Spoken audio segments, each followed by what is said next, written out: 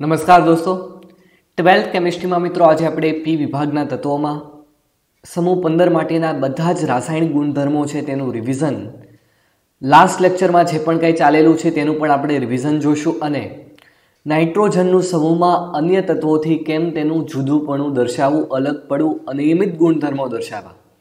મિત્રો તમને ખ્યાલ છે કે આ ચેપ્ટર છે ખૂબ જ લેન્ધી છે, મોટું છે. દરેક વિદ્યાર્થીઓએ થોડોક સ્ટ્રેસ દેવો પડશે કારણ કે આ ચેપ્ટરમાં આપણે ઘણી બધી વસ્તુઓ છે તે યાદ રાખવી જરૂરી છે. ઘણા બધા એવા ટોપિક્સ છે તે આપણે મગજમાં ફિટ કરવા જરૂરી છે અને મિત્રો આ ક્યારે શક્ય બનશે કે જ્યારે તમે મહેનત કરશો સાથે સાથે તેની નોટ્સ બનાવશો તો તમને મિત્રો આ જલ્દી ચેપ્ટર્સ છે તે તમને આવડી જશે અને બહુ ચેપ્ટર ડિફિકલ્ટ પણ નથી, ખૂબ જ ઇઝી ચેપ્ટર છે મિત્રો. એવી રીતે ચેપ્ટર નંબર 3 11th કેમિસ્ટ્રીનું આવર્ત કોષ્ટકવાળું જે ચેપ્ટર છે તેમાં આયનીકરણ, એન્થાલ્પી, પરમાણુય ત્રિજ્યા, આ દરેક વિદ્યાર્થી મિત્રો તેનું રિવિઝન કરીને આ ચેપ્ટર્સ છે જુએ તો તમને ખૂબ જ આ ઇઝી ચેપ્ટર લાગશે. એવી રીતે મિત્રો આપણે વાત કરીએ તો દરેક વિદ્યાર્થી મિત્રો તમે કોમેન્ટમાં જવાબ બતાવો કે તમને પીપીટી થ્રુ વિડીયો લેક્ચર્સ જોવાની મજા આવે છે કે પછી હું બોર્ડમાં અભ્યાસ કરાવતો હોઉં, બોર્ડમાં આપણે જે લાઈવ રેકોર્ડિંગ્સ છે તે થતું હોય તેમાં મજા આવે છે. દરેક વિદ્યાર્થીઓ તેના વિશે કોમેન્ટ કરશે જેથી મને પણ ખ્યાલ આવે કે તમને પીપીટીમાં મજા આવે છે કે બોર્ડ ઉપર. બરાબર, તમને જેમાં સમજણ પડે એવી રીતે મિત્રો આપણે અભ્યાસ કરવાનો હોય. હું તમને એવી રીતે ભણાવીશ અને દરેક વિદ્યાર્થી મિત્રો આપણે દરેક ટોપિક્સ છે તે કવર કરવાનો છે પી વિભાગના તત્વોમાં જેથી તમને નીટમાં કાંઈ પણ ટોપિક્સ છે તે બાકી ન રહે. તો ચાલો મિત્રો હવે આપણે રિવિઝન જોઈએ. સૌથી પહેલાં મિત્રો આપણે ઓક્સિડેશન અવસ્થાઓની મિત્રો કાલે વાત કરેલી. તો મિત્રો તમને ખ્યાલ છે કે નાઇટ્રોજન જે છે તેની ઇલેક્ટ્રોનની રચના જુઓ તો 2s2 2p3 છે. તો મિત્રો એમાં 2d કક્ષક ના આવે. બરાબર, ફોસ્ફરસ છે, આર્સેનિક છે, એન્ટીમની છે, બિસ્મથ છે. આની ઇલેક્ટ્રોનની રચના તમે જુઓ તો 3s2 3p3. તો મિત્રો 3s 3p અને પછી 3d કક્ષક તેની આખી ખાલી છે. એટલા માટે તમે જુઓ તો નાઇટ્રોજનની આપણે વાત કરવામાં આવે તો તે મુખ્યત્વે 3 બંધ બનાવે. બરાબર, તો 3 બંધ બનાવે, 5 બંધ બનાવે છે, 1 ઇલેક્ટ્રોન દાન કરે. મેં તમને કીધું હતું કે ઇલેક્ટ્રોન જ્યારે મેળવે ત્યારે તેની ઓક્સિડેશન અવસ્થા ઋણ હોય છે.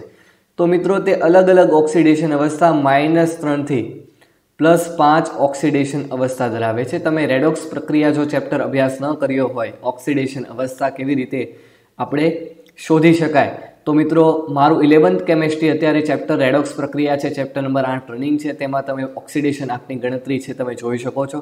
બરાબર, અને તેના આપણે અલગ અલગ એક્ઝામ્પલ લીધેલા કે NH3 એમોનિયા, ત્યાર પછી N2H4 નાઇટ્રોજન 0 ઓક્સિડેશન અવસ્થા ધરાવે. બરાબર, આ ઓક્સાઇડ તો આપણે ભણવાના જ છીએ. N2O, NO, બરાબર, N2O3, પછી NO2, પછી N2O5. તો ટૂંકમાં તમે આમાં નાઇટ્રોજનની અલગ અલગ ઓક્સિડેશન અવસ્થા છે તો તમે નિકાલી શકો છો. હવે મિત્રો આપણે વાત કરીએ ફોસ્ફરસ અને આર્સેનિક. મિત્રો -3, +3 અને +5 ઓક્સિડેશન અવસ્થા તેની સ્થાયી હોય છે. ત્યાર પછી મિત્રો આપણે વાત કરી હતી કે એન્ટીમની છે તે +3 અને +5 ઓક્સિડેશન અવસ્થા છે દર્શાવે છે. -3 ઓક્સિડેશન અવસ્થા કેમ એન્ટીમની છે તે દર્શાવતું નથી? તો મિત્રો આપણો ક્વેશ્ચન એ હતો કે ઉપરથી નીચે તરફ જતા કદ વધે. શું વધે? ઉપરથી નીચે તરફ જતા કદ વધે. બરાબર, તો મિત્રો સાઇઝ છે ઉપરથી નીચે તરફ જતા. હવે એન્ટીમનીનું કદ તો વધી ગયું હોય, કદ વધી ગયું હોય તો મિત્રો એનું વિદ્યુત ઋણતાની વાત કરીએ તો તે સૌથી ઓછી હશે.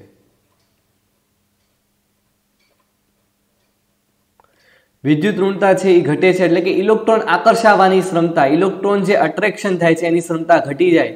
એટલા માટે તે 3 ઇલેક્ટ્રોન્સ છે તે મેળવી શકશે ને એટલે -3 ઇલેક્ટ્રોન્સ છે -3 ઓક્સિડેશન અવસ્થા છે તે દર્શાવશે ને અહીંયા તેનું રીઝન પણ લખેલું છે. ત્યાર પછી મિત્રો આપણે બિસ્મથની પણ વાત કરેલી કે બિસ્મથ છે તે +3 ઓક્સિડેશન અવસ્થા દર્શાવે છે, +5 કેમ નહીં? તો મિત્રો આપણે વાત કરી હતી કે ઉપરથી નીચે તરફ જતા નિષ્ક્રિય યુગ્મ અસરમાં વધારો થાય છે એટલે કે ઇલેક્ટ્રોન્સ છે તે F કક્ષકમાં દાખલ થઈ જાય છે. તો હવે જે કેન્દ્ર હોય તેનું S કક્ષક હોય તેની પ્રત્યે ખૂબ જ આકર્ષણ વધી જાય છે અને આ ઇલેક્ટ્રોન્સ 2 હતા તે દાન કરી શકશે નહીં, જ્યારે P કક્ષકમાં જેટલા પણ ઇલેક્ટ્રોન્સ હતા તે દાન કરી શકશે અને 3 બંધ બનાવશે એટલે કે +3 ઓક્સિડેશન અવસ્થા દર્શાવશે. તો મિત્રો આ રહ્યું તેનું રીઝન. એવી રીતે મિત્રો આપણે જીની ટોપિકની વાત કરી હતી કે બિસ્મથ છે હંમેશા +3 ઓક્સિડેશન અવસ્થા છે તે દર્શાવતો નથી. તે એની તમે Na3Bi માં તમે ઓક્સિડેશન અવસ્થા જુઓ, બરાબર, તો તે -3 દર્શાવે છે. એવી રીતે મિત્રો સમૂહ 15ના તત્વો આપણે આ અભ્યાસ કરી રહ્યા છીએ. કયો સમૂહ છે? 15મો સમૂહ છે, બરાબર. તો આ તત્વો જ્યારે આલ્કલી અને આલ્કલાઇન એટલે કે પહેલો અને બીજા સમૂહ સાથે જ્યારે પણ ધાતુ તત્વો સાથે સંયોજન બનાવે ત્યારે સમૂહ 15ના તત્વોના ઓક્સિડેશન આંક છે તે મિત્રો ઋણ થઈ જાય છે. અને મિત્રો આપણે વાત કરી કે નાઇટ્રોજન અને બિસ્મથ છે મિત્રો અપરૂપો ધરાવતા નથી. હમણાં હું તમને અભ્યાસ કરાવીશ કે નાઇટ્રોજન અને બિસ્મથ છે, બરાબર, તે કેમ અન્ય તત્વો છે તે અપરૂપો ધરાવે છે. ત્યાર પછી મિત્રો આપણે બીજો ટોપિક જોયો હતો કે હાઇડ્રાઇડ માટે. મિત્રો સમૂહમાં ઉપરથી નીચે તરફ જતા તમને ખ્યાલ છે કે કદ વધે. હવે કદ વધે તો શું વધે? પરમાણ્વીય ત્રિજ્યા.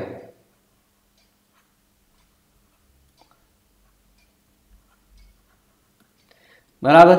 ત્યાર પછી મિત્રો આપણે વાત કરી કે નાઇટ્રોજન અને ફોસ્ફરસ છે તે કેવા છે?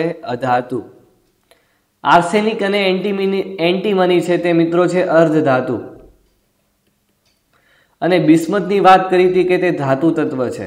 તો મિત્રો તમે જુઓ તો ઉપરથી નીચે તરફ જતા ધાત્વીય ગુણ વધે.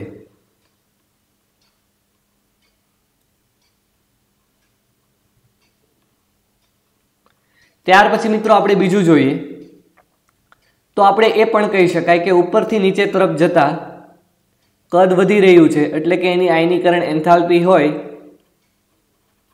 તે ઘટે. અને હમણાં જ આપણે વાત કરી કે કદ વધે તો વિદ્યુત ઋણતા પણ ઘટવાની જ છે.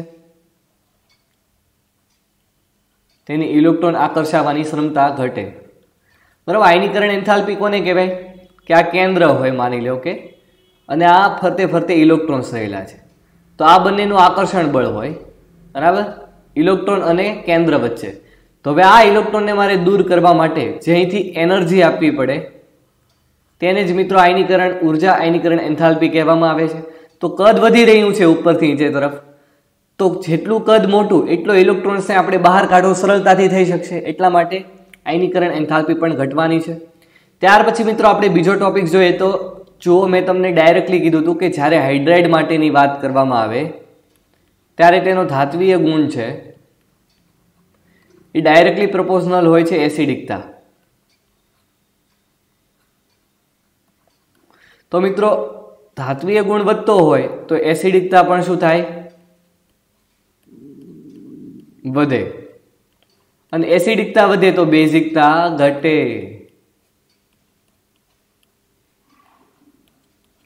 ઓકે.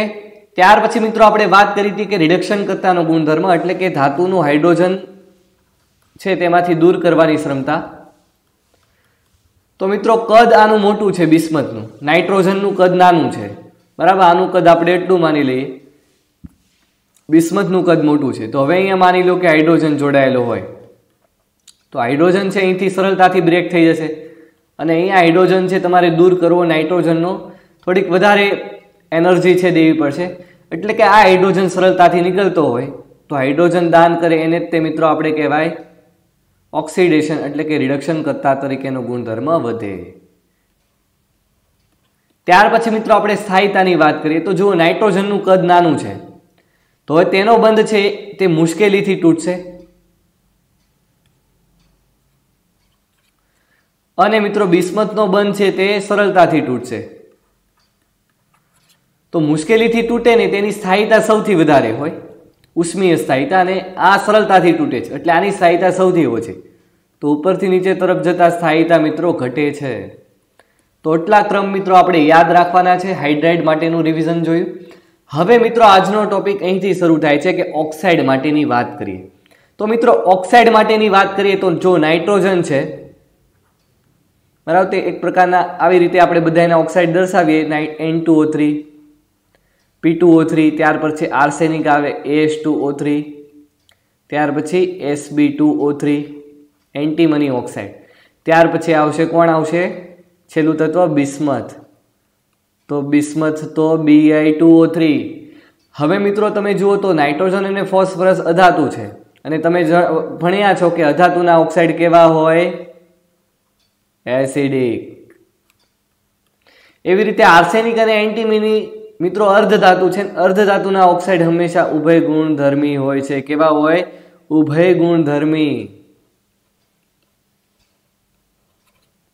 ત્યાર પછી મિત્રો ધાતુના ઓક્સાઇડ તો તમને ખ્યાલ જ છે, બેઝિક હોય. કેવા હોય? બેઝિક. તો મિત્રો ઉપરથી નીચે તરફ જતા તમે જુઓ ધાત્વીય ગુણ વધે છે.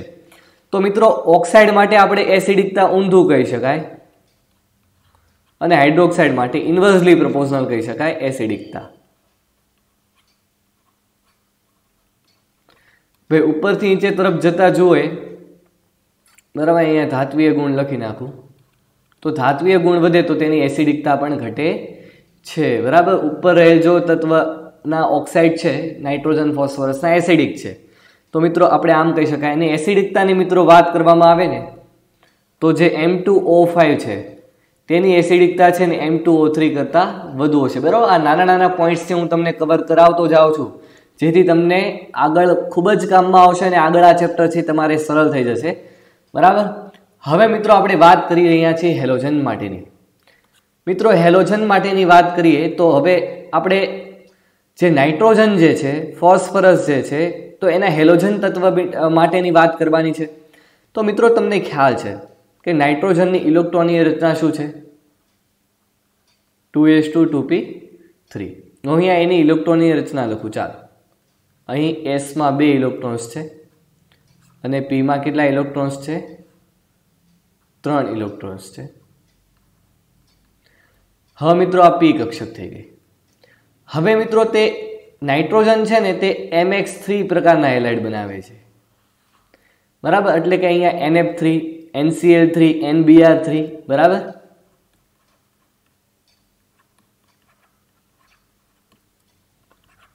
NBr3, NI3. મિત્રો કેમ તે MX3 પ્રકારના હેલાઇડ બનાવે છે? કેમ તે MX5 પ્રકારના હેલાઇડ બનાવતા નથી? કેમ એના 5 બંધ છે તે ભાગમાં નથી લેતા? મિત્રો અહીંયા તમે જુઓ તો અહીં પી કક્ષકમાં 3 ઇલેક્ટ્રોન્સ છે તો હેલોજન આવશે. 3 હેલોજન આવ્યા અને એનો એક એક ઇલેક્ટ્રોન પાર્ટિસિપેટ કરશે અને હવે કક્ષક જુઓ તમે ફૂલ થઈ ગઈ. બરાબર. હવે તેની પાસે મિત્રો આપણને ખ્યાલ છે કે નાઇટ્રોજનનું કદ છે તે ખૂબ જ નાનું છે અને તેની પાસે ડી કક્ષક હાજર નથી કારણ કે 2D તો આવે નહીં. બરાબર. હાજર નથી. એટલા માટે મિત્રો તે MX3 પ્રકારના હેલાઇડ બનાવે છે, MX5 પ્રકારના હેલાઇડ નહીં. અને NF3 છે મિત્રો સૌથી સ્થાયી હેલાઇડ છે અને NCl3, NBr3, NI3 છે મિત્રો આ અસ્થાયી છે, વિસ્ફોટક છે, એક્સપ્લોઝન થઈ શકે છે. તો મિત્રો અહીંયા નાઇટ્રોજનના હેલાઇડની વાત કરી. ત્યાર પછી મિત્રો તમને એમ થશે કે ફોસ્ફરસ છે તે કેમ MX5 પ્રકારના હેલાઇડ બનાવતું હશે? બરાબર. MX3 તો બનાવે જ છે પરંતુ MX5 પ્રકારના પણ હેલાઇડ બનાવે છે. એનું મુખ્ય કારણ છે એની ઇલેક્ટ્રોનીય રચના પરથી તમને ખબર પડશે, 3s2 3p3. તો મિત્રો S કક્ષકમાં કેટલા ઇલેક્ટ્રોન્સ છે? 2. ચાલો P કક્ષકની આપણે વાત કરીએ. P કક્ષકમાં કુલ 3 ઇલેક્ટ્રોન્સ છે. હવે મિત્રો આ 3s, આ 3p અને એની મિત્રો D કક્ષક પણ આવે. તમને ખ્યાલ જ છે કે 3D પણ ઇલેક્ટ્રોન્સ આવે, 3D કક્ષક પણ આવે. બરાબર. તો 3D કક્ષક મિત્રો ખાલી છે તો તેની આવડિયા છે ને ભૂમિ અવસ્થા કહેવાય. હવે આ ઇલેક્ટ્રોન્સ છે ને અહીંયા કૂદીને વયો જશે. બરાબર. એટલે તેની ઉત્તેજિત અવસ્થા થઈ ગઈ. શું થઈ ગઈ? ઉત્તેજિત અવસ્થા. બરાબર. ઉત્તેજિત અવસ્થા આપણે અહીં દર્શાવી દઈએ. એક ઇલેક્ટ્રોન કૂદીને વયો ગયો છે. બરાબર.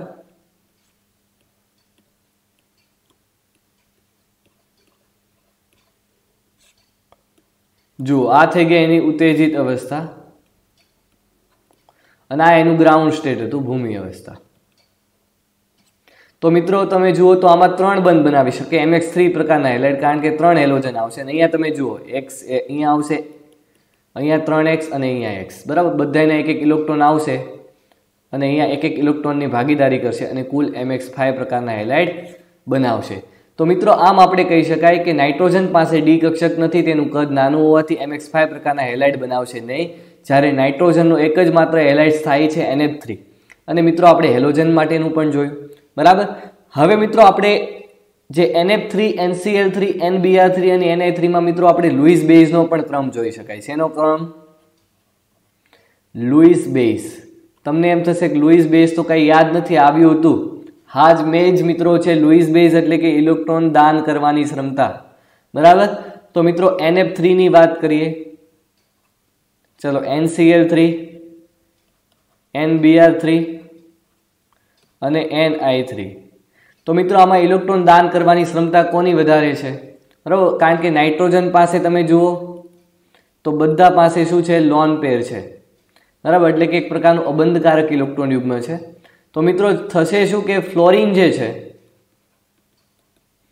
NF3 આવી રીતે છે. અને NCl3 ની વાત કરીએ, કોનું લુઈસ બેઝ કેરેક્ટર વધુ હશે? તો મિત્રો આનું કદ નાનું અને પોતાની તરફ વિદ્યુત ઋણતા વધારે, એટલે પોતાની તરફ ઇલેક્ટ્રોન્સ જે બંધ ભાગીદારી હોય તે પોતાની તરફ ખેંચશે ફ્લોરિન. બરાબર, બંને બાજુ ફ્લોરિન છે, ત્રણેય બાજુ એ પોતાની તરફ બંધ ખેંચે, એટલે કે આ નાઇટ્રોજન ઉપર જે અબંધકારક ઇલેક્ટ્રોન યુગ્મ છે એને દાન કરવાની ક્ષમતા ઓછી થઈ જશે, કારણ કે તે નાઇટ્રોજન હવે ટાઇટલી હોલ્ડ કરશે. બરાબર, કારણ કે આ બધાએ તો ખેંચી લીધા. ત્યાર પછી તમે ક્લોરિનમાં તમે જુઓ તો કદ થોડુંક મોટું છે અને આની કરતાં થોડીક ઇલેક્ટ્રોન નેગેટિવિટી છે ફ્લોરિન કરતાં ઓછી છે. તો ટૂંકમાં આની કમ્પેરિઝનમાં ઓછો બંધ ખેંચશે.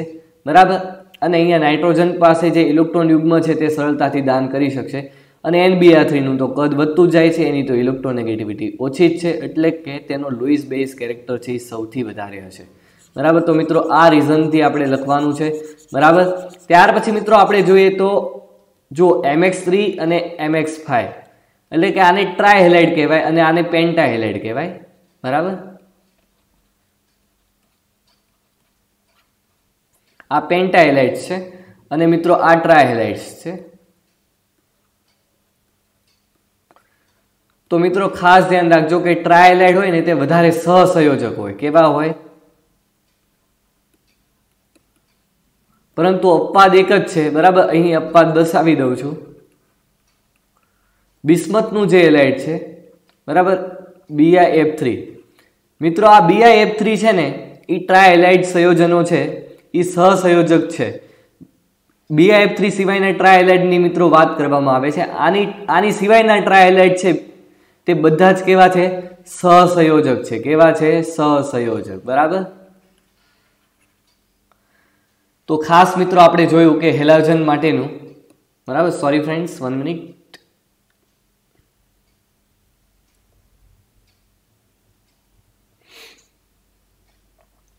હવે ફ્રેન્ડ્સ આપણે જોઈએ તો આપણે વાત કરી ઓક્સાઇડ હેલોજન માટેની. હવે વાત કરીએ ધાતુ સાથે પ્રક્રિયાની. મિત્રો ધાતુ સાથે જ્યારે પણ પ્રક્રિયા કરવામાં આવે, બરાબર, ત્યારે મિત્રો શું થશે કે નાઇટ્રોજન જે છે, બરાબર, એના સંયોજનો જે બનાવે છે, અહીંયા હું નીચે લખું છું, સમૂહ 15 ના તત્વો જ્યારે પણ ધાતુ સાથે પ્રક્રિયા કરે, બરાબર, અહીં મિત્રો જોઈએ તો નાઇટ્રોજન જો એની સાથે પ્રક્રિયા કરે તો અહીં બનશે Ca3N2, એટલે કે કેલ્શિયમ નાઇટ્રાઇડ.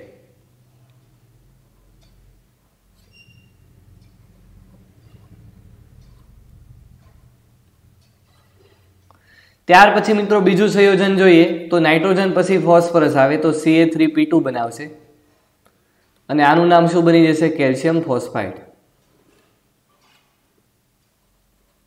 બરાબર, કેલ્શિયમ જે છે ફોસ્ફાઇડ બનશે.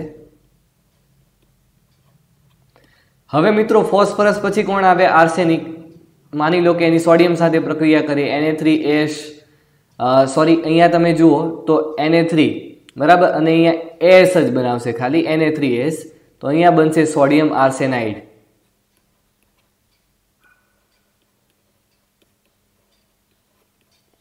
ત્યાર પછી કોણ આવે? આર્સેનિક પછી એન્ટીમની. તો એન્ટીમની છે મિત્રો Zn3Sb2, તો અહીંયા બનાવશે એન્ટીમની ઝિંક, બરાબર, એન્ટીમોનાઇડ. ત્યાર પછી કોણ આવશે? એન્ટીમની પછી બિસ્મથ. બરાબર, માની લો કે તેની પ્રક્રિયા આપણે Mg સાથે દર્શાવી દઈએ તો Mg3 અને અહીંયા આપણે દર્શાવીએ Bi. બરાબર, Bi2, તો અહીંયા બનાવશે મિત્રો મેગ્નેશિયમ, બરાબર, બિસ્મુથાઇડ. શું બનાવશે? તો મિત્રો આ થઈ ગઈ ધાતુ સાથે પ્રક્રિયા અને આટલા પ્રકારના સંયોજન છે તે બનાવે છે. હવે મિત્રો આપણો જે મુખ્ય ટોપિક જે છે કે નાઇટ્રોજનનું સમૂહમાં અન્ય તત્વોથી અલગ કેવી રીતે પડવું. બરાબર મિત્રો, આપણને ખ્યાલ છે કે નાઇટ્રોજન જે છે તે N2 સ્વરૂપે, નાઇટ્રોજન વાયુ સ્વરૂપે,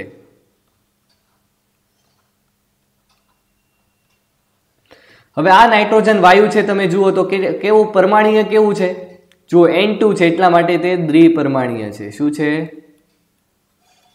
દ્વિપરમાણ્વીય. જ્યારે અન્ય તત્વોની મિત્રો વાત કરવામાં આવે એટલે કે ફોસ્ફરસ છે, આર્સેનિક છે, એન્ટીમની, આ બધા જ અન્ય તત્વો છે તે M4 સ્વરૂપે, ચતુર્થ આણ્વીય સ્વરૂપે જોવા મળે છે. અને મિત્રો ખાસ અહીં આપણે એક્સેપ્શન યાદ રાખીશું, અપવાદ તરીકે બિસ્મથ છે મિત્રો તે એક પરમાણ્વીય છે. તે કેવું છે? કારણ કે ધાતુ સંયોજન છે એક પરમાણ્વીય છે. ત્યાર પછી મિત્રો આ જોયું આપણે પેલું કે એનું પરમાણ્વીય, બરાબર, પરમાણ્વીય પણ. ત્યાર પછી મિત્રો આપણે જોઈએ તો નાઇટ્રોજનની વાત કરીએ ને તો નાઇટ્રોજન છે તે અપરૂપો ધરાવતું નથી. અપરૂપો એટલે મિત્રો ખાસ તમને ખ્યાલ જ છે,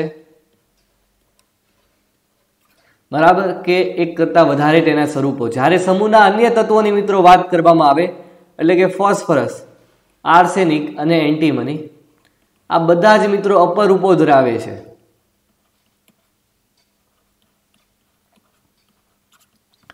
જ્યારે મિત્રો આપણે વાત કરીએ કે અપવાદ તરીકે બિસ્મથ છે, આ બિસ્મથ છે ને ફ્રેન્ડ્સ તે તમે જુઓ તો અપરૂપો ધરાવશે નહીં. બરાબર. ત્યાર પછી ફ્રેન્ડ્સ આપણે આગળ વધીએ તો મિત્રો ઓક્સાઇડની વાત કરીએ. ચાલો, નાઇટ્રોજનના ઓક્સાઇડ N2O3 હતા, બરાબર, N2O5 હોય. મિત્રો આ બધા જ એક આણ્વીય છે. કેવા છે? જ્યારે મિત્રો તમે જુઓ થર્ડ તો ફોસ્ફરસ છે, આર્સેનિક છે, એન્ટીમની છે. અન્ય તત્વોની મિત્રો વાત કરવામાં આવે, બરાબર, તો જો તમે તો P2O3 હતું, બરાબર, તો P4O6 થઈ જશે, P4O10 થઈ જશે. ત્યાર પછી મિત્રો આપણે વાત કરીએ તો આર્સેનિકની પણ AS4O6 સ્વરૂપે, AS4O10 સ્વરૂપે, એટલે કે ટૂંકમાં ડબલ થાય છે. જુઓ, બરાબર, તે દ્વિપરમાણ્વીય સ્વરૂપે પણ જોવા મળે છે. કેવા સ્વરૂપે? દ્વિપરમાણ્વીય. બરાબર. N2O3 ના નાઇટ્રોજનના ઓક્સાઇડ એક આણ્વીય છે, જ્યારે અન્ય સમૂહના તત્વોની વાત કરવામાં આવે તો તે દ્વિપરમાણ્વીય છે. બરાબર. ત્યાર પછી આપણે મિત્રો એનો નેક્સ્ટ ગુણધર્મ જોઈએ. જુઓ, આના ટ્રાયહેલાઇડની મિત્રો વાત કરવામાં આવે, નાઇટ્રોજન છે એનો ફોર્થ, બરાબર, એના હાઇડ્રાઇડની મિત્રો વાત કરવામાં આવે, પછી આપણે હેલાઇડ જોઈએ તો એના ટ્રાયહાઇડ્રાઇડ જે છે, માની લો કે NH3 છે, તો મિત્રો આના ટ્રાયહાઇડ્રાઇડ છે ને બિનઝેરી છે. કેવા છે? જ્યારે અન્ય તત્વોની મિત્રો વાત કરવામાં આવે, બરાબર, તો અન્ય તત્વોમાં તમે જુઓ તો ફોસ્ફરસ PH3 છે, ASH3 છે, બરાબર, આને ફોસ્ફાઇડ કહેવામાં આવે, ફોસ્ફિન કહેવામાં આવશે, PH3 છે એટલા માટે. હવે આ ફોસ્ફિન છે ને મિત્રો બધા જ કેવા હોય છે? અન્ય સમૂહના તત્વોના ટ્રાયહાઇડ્રાઇડ ઝેરી હોય છે. કેવા હોય છે? ઝેરીલા. હવે મિત્રો આપણે વાત કરીએ 5 કે જુઓ તેના હેલાઇડની મિત્રો વાત કરવામાં આવે તો આપણે જોયું તો આજ જ કે નાઇટ્રોજનનો એક જ હેલાઇડ સ્થાયી છે, બાકી કેવા હોય? અસ્થાયી છે. અને મિત્રો આપણે આ સમૂહના તત્વોની વાત કરવામાં આવે, અન્ય તત્વોના બધા જ હેલાઇડ છે ને મિત્રો સ્થાયી હોય છે. કેવા હોય છે? સ્થાયી હોય છે. બરાબર. હવે મિત્રો આપણે જોઈએ તો 6M પણ કહી શકાય કે નાઇટ્રોજન છે ને તેની અદ્વિતીય ક્ષમતા છે, કારણ કે નાઇટ્રોજન જે છે તે એના કરતાં વધારે વિદ્યુત ઋણ ધરાવતા તત્વો, બરાબર, ઇલેક્ટ્રોનેગેટિવ તત્વો છે. કાર્બન તો તેના કરતાં વિદ્યુત ઋણતા નહીં, ઓછી ધરાવશે કાર્બન નાઇટ્રોજન કરતાં, પરંતુ ઓક્સિજનની આપણે વાત કરીએ, કાર્બનની વાત કરીએ તો મિત્રો તેના તત્વો સાથે એક કરતાં પણ વધારે ત્રિબંધ બનાવી શકે છે. એટલે ખાસ કરીને જે પાયબંધ હોય તેમાં પી પાય બંધ જોવા મળશે, કારણ કે આ લોકો પાસે તો પી કક્ષક છે, ડી તો કક્ષક છે નહીં. જ્યારે સમૂહના અન્ય તત્વોની મિત્રો વાત કરવામાં આવે તો ફોસ્ફરસ છે, આ બધા પાસે આર્સેનિક છે, એન્ટીમની છે, આ બધા પાસે ડી કક્ષક પ્રેઝન્ટ છે. તો મિત્રો તમે જુઓ તો પી ડી પ્રકારના બંધ બનાવે, ડી પ્રકારના બંધ બનાવે, બરાબર. તો આવા પ્રકારના બંધ છે તે બનાવતા હોય છે. તો મિત્રો આજે આપણે આ એન્ડ સુધી વિડીયો લેક્ચર્સ છે, ત્યાર પછી કાલથી આપણે નાઇટ્રોજનના જે સંયોજનો છે તેની અલગ અલગ બનાવટો છે તે જોવાના છે, બરાબર. તો અહીંયા આપણે એન્ડ રાખીએ છીએ. દરેક વિદ્યાર્થીઓ કોમેન્ટમાં આન્સર બતાવશે કે તમને પીપીટી થ્રુ વિડીયો લેક્ચર્સ જોવાની મજા આવે છે કે બોર્ડમાં વિડીયો લેક્ચર્સ જોવાની મજા આવે છે મારા વિડીયો લેક્ચર્સ. તો દરેક વિદ્યાર્થી મિત્રો કોમેન્ટ્સ કરે જેથી પણ મને પણ ખ્યાલ આવે, અને આ લેક્ચર્સ જો તમને ગમે તો જરૂરી તેને લાઇક કરો. આ ચેનલને જો હજી તમે સબસ્ક્રાઇબ ન કરી હોય તો સબસ્ક્રાઇબ કરો, જેથી તમને બેલ આઇકન નોટિફિકેશન છે મળતી રહે અને વિડીયો લેક્ચર્સ છે તમને અવનવા મળતા રહે. Thank you so much.